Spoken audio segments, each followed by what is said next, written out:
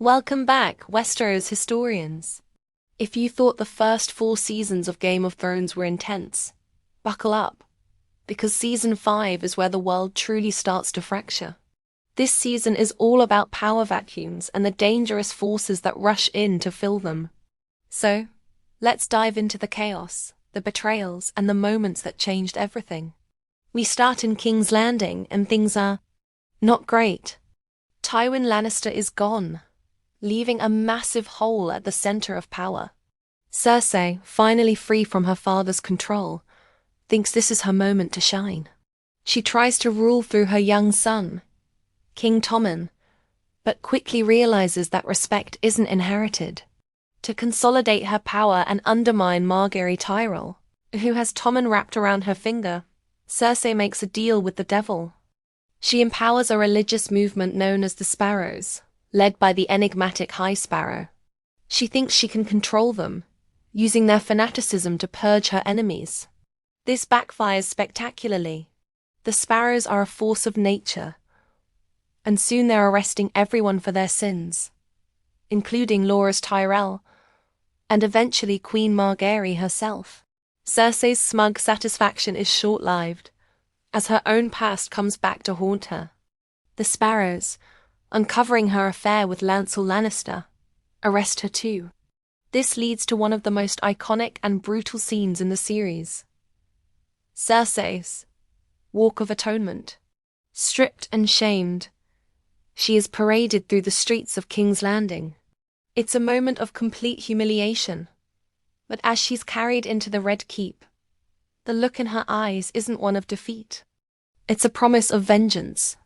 And we're introduced to the newest, most terrifying member of the Kingsguard, the silent giant Sir Robert Strong. Let's just say Qyburn has been busy. Meanwhile, Jaime Lannister is on a secret mission. He and Bronn head to Dorne to rescue his daughter. Dorne is seething with hatred for the Lannisters after Oberyn Martell's death. Oberyn's lover, Ellaria Sand, and his daughters, the Sand Snakes, are plotting revenge. Their plan is to harm Myrcella to start a war.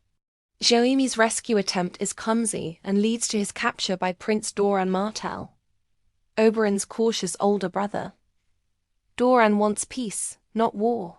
He agrees to let Myrcella return to King's Landing with her betrothed, his son Trystane, to prove his loyalty to the crown. It seems like a diplomatic victory, but as their ship sails away, Ellaria gives Myrcella a farewell kiss. A kiss laced with a slow-acting poison. Just as Myrcella and Jaime share a tender moment where she admits she knows he's her father, the poison takes effect, and she dies in his arms. Dorne has declared war, just not in the way Doran intended.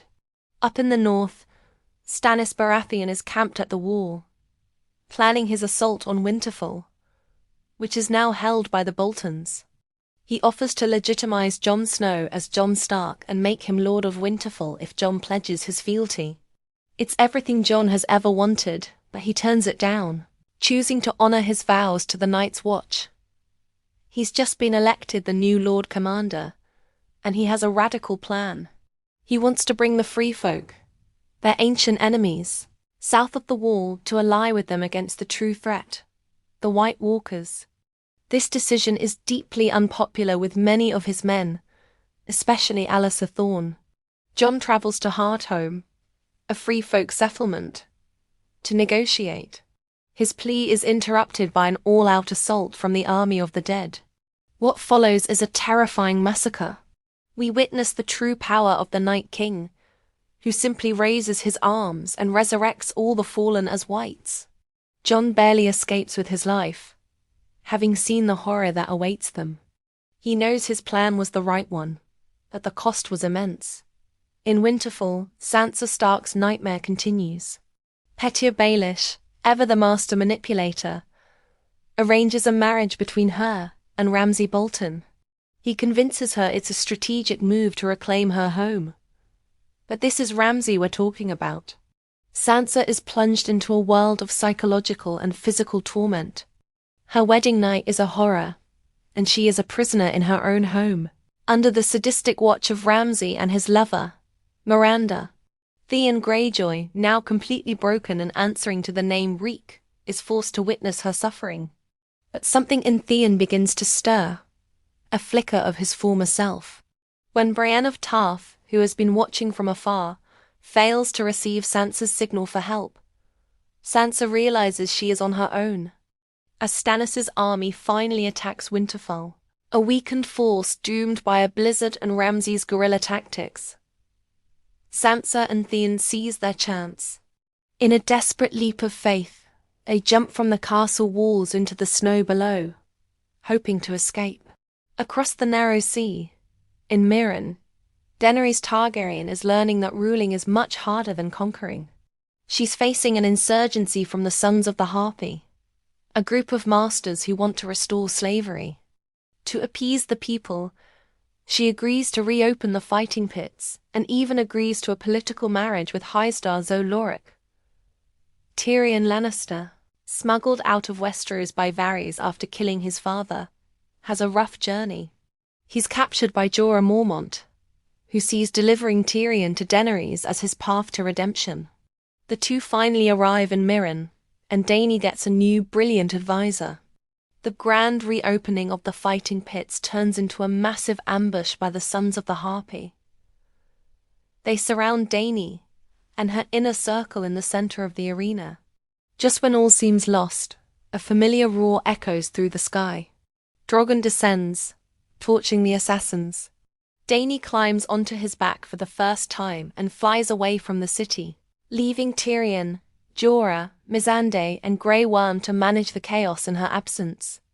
Drogon takes her to the Dothraki Sea, but he's injured and unresponsive. As she wanders looking for food, she finds herself surrounded by a massive Dothraki Khalasar. Her journey has come full circle, back to where it all began. And finally, we return to the Wall. Jon's return with the surviving free folk is met with icy glares. The men of the Night's Watch see it as a betrayal. Alliser Thorne and the others who opposed him decide to take matters into their own hands. They lure Jon outside with a story about his uncle Benjen. One by one, they stab him, each declaring, "For the Watch." The final blow comes from young Ollie, the boy whose family was killed by wildlings. Jon Snow, Lord Commander of the Night's Watch, is left to bleed out in the snow. Season 5 ends on this shocking cliffhanger. The board is in disarray. Cersei is broken but vengeful. Sansa is on the run. Daenerys is a captive, and Jon Snow is dead. The forces of extremism, both religious and undead, are gaining ground, and the heroes we've been rooting for are scattered and at their lowest points. The stage is set for a season of resurrection and revenge.